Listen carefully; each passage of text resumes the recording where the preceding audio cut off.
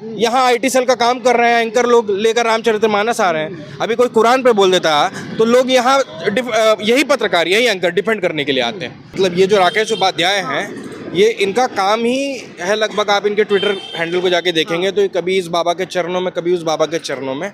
तो कहीं से लगता नहीं है कि प्रोफेसर हैं, और इसकी जो नियुक्ति है वो बहुत ही सवालिया निशान। बैल चलाने वाले को आप हेलीकॉप्टर दे दियो चलाने के लिए तो गिराएगा ही ना भाई। वही राकेश उपाध्याय कर रहे हैं। प्लस क्लासरूम में आकर लोगों को अंधविश्वास में भरोसा कैसे करना है, इस तरीके की बातें बताते हैं। अब ब्लॉक कर दिया गया। ऑफिशियल हैंडल से संजय द्विवेदी ने मुझे ब्लॉक कर दिया। अब इतना घटिया हरकत पे आप उतर आओगे तो हम तो बस कहते हैं ना भाई कि आप आज आ गए हो तो जीवन काल लिखा के नहीं आए हो।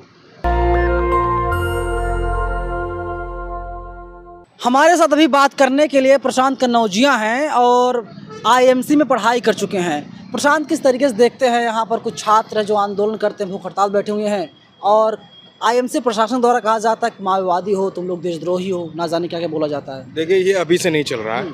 आईएमसी में जब भी छात्र आवाज़ उठाने की कोशिश करता है उसे माओवादी, नक्सली इस तरीके से संबोधित करके डिस्क्रेडिट करने की कोशिश की जाती है। फिलहाल आईएमसी में जो छात्र प्रदर्शन कर रहे हैं और भूख हड़ताल पर बैठे हैं, उनकी बहुत ही वाजिब मांग है कि अगर किसी भी तरीके की अनुशासनात्मक कार्रवाई होती है या उसकी समिति बनती है तो उसकी रिपोर्ट 15 दिनों के भीतर एक टाइम बाउंड रिपोर्ट आनी चाहिए, जो कि नहीं आ रही है। उसके बाद इन्हें धमकाया जा रहा है, डराया जा रहा है, और डिपार्टमेंट के अंदर एक तरीके से जेंडर सेंसिटाइजेशन नहीं है। तो ये बहुत सारे सवाल यहाँ छात्र उठा रहे हैं। उसके बाद यहाँ एक कथित रूप से एक प्रोफेसर की नियुक्ति अभी हाल ही में हुई है, प्रोफेसर राकेश उपाध्याय, जो कि एक तरीके से विवादित नियुक्ति है जिसकी जांच चल रही है। क्योंकि वो MBA कर 5 साल के एक्सपीरियंस में एसोसिएट प्रोफेसर बन गए और नाम के आगे प्रोफेसर कैसे लगा रहे हैं, ये भी एक सवालिया निशान है।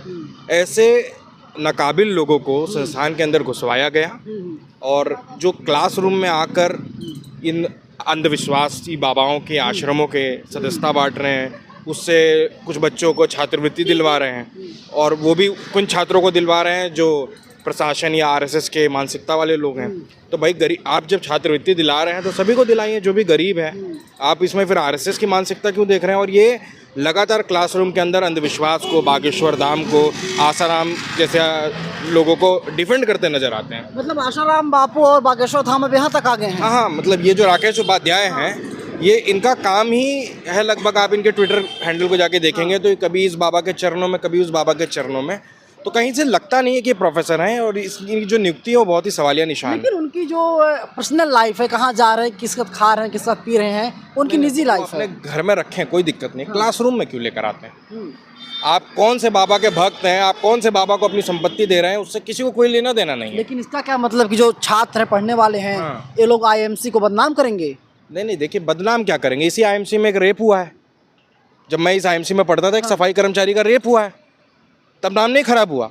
इसी आईएमसी में एक औरत, शायद एक महिला थी या स्टूडेंट थी, मुझे नहीं पता, यहाँ के वॉशरूम में जिंदा जल के मरी है, तब नाम नहीं खराब हुआ इनका। उस समय KG सुरेश से खबर को दबवा दिया गया, पुलिस लगवा दी गई, किसी को जाने नहीं दिया गया।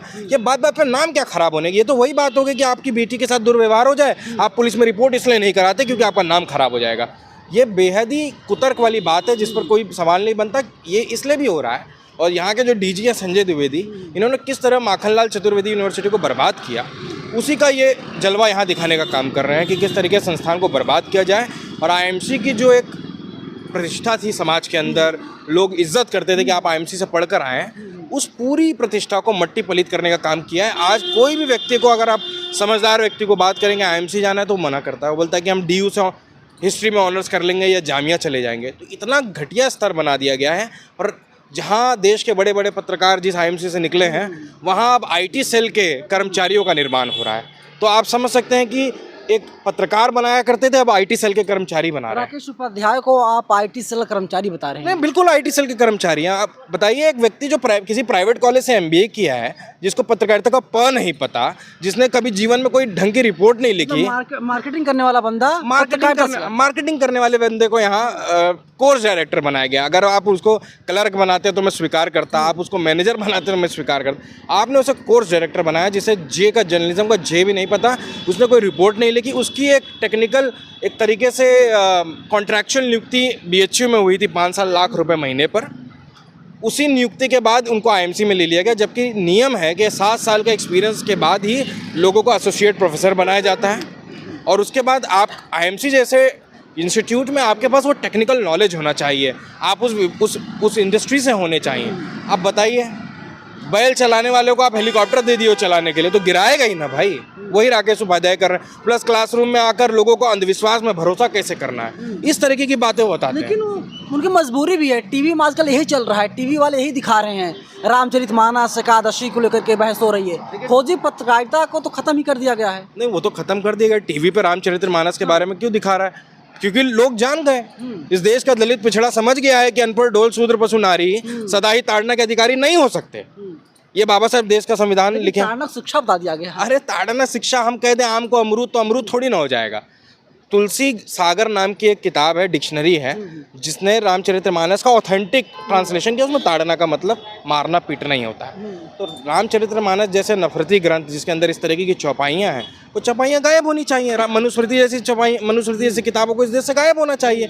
अब ये यहाँ बैठ कर रामचरितमानस पढ़ा रहे हैं बच्चों को, और वहाँ हिडनबर्ग जैसी रिपोर्टें आ रही हैं, वहाँ जर्नलिज्म हो रहा है, यहाँ आईटी सेल का काम कर रहे हैं, एंकर लोग लेकर रामचरितमानस आ रहे हैं। अभी कोई कुरान पे बोल देता है तो लोग यहाँ यही पत्रकार, यही एंकर डिफेंड करने के लिए आते हैं।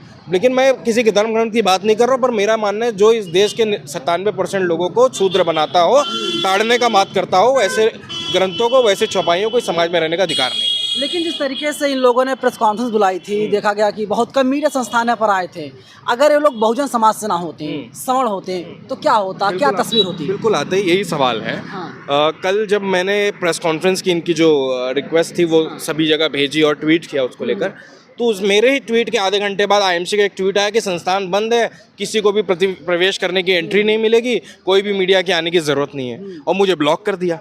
अब ब्लॉक कर दिया गया। ऑफिशियल हैंडल से संजय द्विवेदी ने मुझे ब्लॉक कर दिया। अब इतना घटिया हरकत पे आप उतर आओगे तो हम तो बस कहते हैं ना भाई कि आप आज आ गए हो तो जीवन काल लिखा के नहीं आए हो, इसकी जांच होगी एक दिन और आप लोग जाओगे, जेल जाओगे, चाहे आप रिटायर भी हो जाओ तो आप बच नहीं जाओगे। तो मेरा ये कहना है कि आईएमसी जैसे संस्थान में यहाँ बच्चे भूख हड़ताल कर रहे हैं और मीडिया पूरी तरीके से आ नहीं रहा है, जो आईएमसी से पढ़ा है वो नहीं आ रहा है। अरे भाई, चरण पादुका में इस तरह पड़े रहना है तो धिक्कार है। हो सकता है उन्हें कानों तक आवाज़ ना जा रही हो। कानों तक भी आवाज़ जा रही है, दिल तक भी आवाज़ जा रही है। वो बैंक की ईएमआई उनको रोक लेती है। दरअसल ये जो बैंक की ईएमआई होती है बहुत लोगों का ज़मीर मारती है। तो आईएमसी से निकले हज़ारों लाखों लोगों का ज़मीर मार चुकी है, जो आज यहाँ नहीं आए। लेकिन बहुत लोग आए भी, जिनको लगता है कि ये मुद्दा इम्पोर्टेंट है, वो लोग आए भी। अब कौन रोक लेगा? आप संस्थान के गेट को रोक लोगे? कब तक रोकोगे गेट को? इसी आईएमसी में बलात्कार हुआ था, मैंने यहाँ प्रदर्शन किया था, गेट तोड़ के मैं घुसा था अंदर। वो भी दिन आएगा। ये जितने भी संस्थान हैं, जो भी छात्र लोगों को दमन करने का काम कर रहे हैं, सबके गेट तोड़े जाएंगे। लेकिन सवाल ये भी है ना कि आईएमसी में तकरीबन 64 जो है छात्र हैं, तो सिर्फ 4 लोग प्रॉब्लम हो रही है, 60 लोग जो है कि ठीक हैं। ठीक नहीं है। दरअसल आप देखिए, आईएमसी जो है कि यूनिवर्सिटी नहीं है। हाँ। एक तरीके का एक स्पेशलाइजेशन कोर्स है, जहाँ लोग आते हैं, 6 महीना पढ़ते हैं और 6 महीने के बाद एक प्लेसमेंट की जद्दोजहद शुरू हो जाती है। उनमें से बहुत सारे छात्र ऐसे भी होंगे जो शायद प्रशासन से डरते होंगे कि ये कहीं रस्टिकेट ना कर दें, कहीं फेल ना कर दें। प्लस आज मीडिया का इकोसिस्टम ही आरएसएस के अधीन है, और राकेश उपाध्याय जैसे लोग, जिनको शायद डेस्क के ऊपर मैं जूनियर सब एडिटर भी ना रखूं, ऐसे लोगों को जब HOD बना दिया जाएगा तो आप समझ सकते हैं कि वहाँ का छात्र, वहाँ की प्रोडिजी क्या होगी। बहुत लोग डर रहे हैं। कुछ लोगों को किसी आश्रम से, किसी अंधविश्वासी बाबा से इन्होंने छात्रवृत्ति दिलवा दी, तो वो उसके बोझ तले दब गए हैं। तो ऐसा नहीं है। लोकतंत्र के अंदर यही खूबसूरती है। 1 करोड़ लोग प्रदर्शन पे बैठे तो भी महत्वपूर्ण है, और 1 आदमी बैठे तो भी महत्वपूर्ण है। तो यहाँ तो 4 लोग बैठे हैं, 4 लोग कंधा देने के लिए काफ़ी होते हैं। हम इस तानाशाही प्रशासन को कंधा देने के लिए 4 लोग काफ़ी हैं। आप ये कहना चाह रहे हैं कि यहाँ पर सब कुछ जाति फैक्टर चल रहा है, जातियाँ देख करके सब कुछ हो आप रहा है। आईएमसी में मुझे दिखा दीजिए कौन है दलित प्रोफेसर? कोई नहीं है। कोई नहीं है। मैं आईएमसी में जब पढ़ता था, एक भी दलित प्रोफेसर नहीं था। और हमारे समय में SC ST का जब मामला हुआ तो एक अदने से क्लर्क को इन्होंने नोडल ऑफिसर बना दिया, जिसकी कोई हैसियत नहीं। हो सकता है योग्यता ना हो, लेकिन जो सिक्योरिटी गार्ड वो दलित होंगे ना। सिक्योरिटी दलित होंगे, पर वो आईएमसी प्रशासन के थोड़ी ना है, वो तो प्राइवेट नौकरी कर रहे हैं बेचारे, उनका क्या लेना देना। पर आईएमसी के अंदर आदिवासी दलितों की कोई हिस्सेदारी नहीं रही, और आज से नहीं रही है। मैं पिछले 10 साल का बता सकता हूँ कि कोई भी दलित आदिवासी नहीं रहा है, और जिसने जो सवर्ण होकर भी दलित आदिवासी की बात किया, उस भी प्रोफेसर को इन्होंने बाहर करने का काम किया। जो बहुजन समाज के बच्चे हैं, वे लोग पत्रकार बनना चाह रहे हैं, उन लोगों को ऐसा बता दिया जाए, ब्रेन वॉश कर दिया जाए सोचने समझने की जो क्षमता खत्म हो जाए। भाई शुक्ला, दुबे, तिवारी जी लोग जो मीडिया में बैठे हैं वो कैसे आने देगा? इसका बाप कल चमड़ा उतारता था, आज उसका बेटा माइक लेकर लुटियंस की दिल्ली में कैसे घूमेगा? कैसे बर्दाश्त करेंगे शुक्ला पंडित लोग? मोहन भागवत बोले ना कि ये पंडित लोग ने बनाया, तो ये आईएमसी में पूरा पंडित लोग है और ये लोग पूरा बर्बाद करने का कोशिश कर रहा है। मतलब बहुजन समाज को दूर रखा गया मीडिया से, मीडिया में ना आने पाए, विश्वविद्यालय में ना आने पाए। मीडिया का आप स्ट्रक्चर देखिए, जितने भी मीडिया हाउस है, आप एक दलित एंकर नहीं बता सकते। चौरसिया जी है ना ओबीसी। अरे वो ओबीसी हैं और प्लस वो क्या है वो सबको पता है। दलित की मैं बात कर रहा हूँ, जो सच्चे मायनों में शूद्र है। लोडर और लीडर में ऐसे अंतर होता है, वैसे सच्चे शूद्र और गुलाम शूद्र में बहुत फर्क होता है। तो एक भी दलित एंकर नहीं मिलेगा आपको, एडिटर नहीं मिलेगा। अगर वो अपने चैनल का मालिक नहीं है तो एडिटर भी नहीं है और एंकर भी नहीं है। तो मीडिया का एक स्वरूप है। अब इतने साल से बनाया हुआ संस्थान जिसमें शुक्ला तिवारी जी लोग गाली दे रहा है, उसका बेटा आकर एंकर बन जाएगा और मीडिया में बड़ी बड़ी रिपोर्टें लिखेगा, कैसे पच जाएगा भाई? ये टर्म इस्तेमाल होते हैं न्यूज़ रूम में, दैनिक जागरण, भास्कर, ये जितने भी बड़े मीडिया हाउस हैं, आप इनके न्यूज़ रूम में जाइए, ये बहुत आम बात है। दलित पिटा गया, बहुत मज़ा आ गया। इनके लिए दलित का पिटना एक मजाक का बात है कि बहुत मज़ा आ गया। इन लोगों को ऐसा ही इलाज करना चाहिए। तो भाई ये बहुत दिन दूर नहीं है, अब भारत के अंदर एक बहुजन मीडिया खड़ा हो रहा है और मुझे लगता है कि बहुजन मीडिया भी बहुत अच्छा पेनिट्रेशन है उसका। अगर आप ये दिल्ली कैंट में जो वाल्मीकि लड़की का जो पंडित ने मार के जला दिया था, भाई कोई मीडिया कवर किया क्या है? बहुजन मीडिया का ताकत था ना, पूरा देश खड़ा हुआ, राहुल गांधी जी को जाना पड़ा। सबसे पहले खबर को मैंने ब्रेक किया था, तो सबको जाना पड़ा ना वहाँ। तो बहुजन मीडिया में ताकत है। हाथरस में बेटी के साथ बलात्कार हुआ, यही मीडिया उस बेटी का चरित्र हरण करने की कोशिश कर रहा था। अगर बहुजन मीडिया नहीं होता तो जैन जी नहीं जाते, अखिलेश जी नहीं जाते, चंद्रशेखर जी नहीं जाते, जैन चौधरी पे लाठी नहीं पड़ती, ये सारी बात नहीं होती। तो बहुजन मीडिया को लोग हल्का हाँकते हैं और मुझे लगता है कि ये रेनिसा है। आज नहीं, 5-10 साल 20 साल के बाद बहुजन मीडिया इस देश पे असली हुकूमत करेगा, क्योंकि 85% देश का पॉपुलेशन बहुजन है और हम अपने बहुजन की बात सुनेंगे। हम किसी अंजना कसर रूबिका लियाकत का बात कहाँ सुनेंगे भाई? अरे अल्पसंख्यक हो तो रूबिका लियाकत। अरे भाई यार, कौन सा अल्पसंख्यक है वो? कोई अल्पसंख्यक नहीं है। वो EMI के जंगल में फंसी हुई है, ठीक है? उनके पास सर्वाइवल का इशू है। दरअसल ऐसा है कि हम तो ऑटो रिक्शा में चलते हैं या बस में, मेट्रो में चलते हैं, हमको तो कोई डरा नहीं पाएगा ना। अब आप क्या किए हो कि आपने ले लिया बड़े बड़े घर, औकात से बाहर, बड़ी बड़ी गाड़ियाँ। अब आप नहीं अगर सरकार के सुर में सुर मिलाएंगे तो खिंचा जाएगा गाड़ी, बैंक वाला खींच कर ले जाएगा, घर में ताला मार देगा। तो पत्रकारिता अगर आप देखेंगे पुराने ज़माने में एक कहावत है, पत्रकारिता जो है वो फाका कराने वाला काम है, भूखा रखने वाला काम है, झोला लेकर करवा देता है, कराने वाला काम है। उस इंडस्ट्री के अंदर आप देख रहे हो कि 80-80 करोड़ के बंगले में रह रहे हैं। दीपक चौरसिया का लंदन में घर है। बताइए कहाँ से आया? ईमानदारी के पैसे से आया, चोरी के पैसे से आया ना भाई? कोई नेता चोर हो सकते हैं तो पत्रकारों चोर बता रहे हैं? बिल्कुल चोर है भाई। इस देश की जनसंख्या को गुमराह करते हो, इस देश की जनसंख्या को गुमराह करते हो, उनको अंधा बनाते हो। ये चोरी नहीं है तो क्या है? और आपके पास जो पैसा आ रहा है, कहाँ से आ रहा है पैसा? कोई कुबेर का खजाने अलादीन का जिन है आपके पास कि निकल रहा है, बोले आपका एक बंगला हो जाएगा पंचशील में या लुटियंस दिल्ली में? ऐसा नहीं है ना। तो ये पैसा चोरी का पैसा है। आप सुशांत सिंह, ये कौन है, सुशांत सिन्हा करके है, आप देखिए, इसका एजेंडा है कि रोज बैठ के कैसे मोदी को डिफेंड करना है। ये पत्रकार का काम है, वो तो PIB का काम है ना भाई। PIB का काम आप काहे कर रहे हो भाई?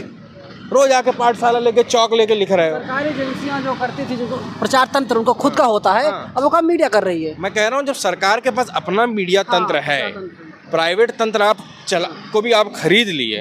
अरे भाई मैं कह रहा हूँ, हफ्ते में मान लो आप 365 दिन, 364 दिन आप विपक्ष को गाली दी। अरे भाई एक दिन तो बात कर लो किसानों की।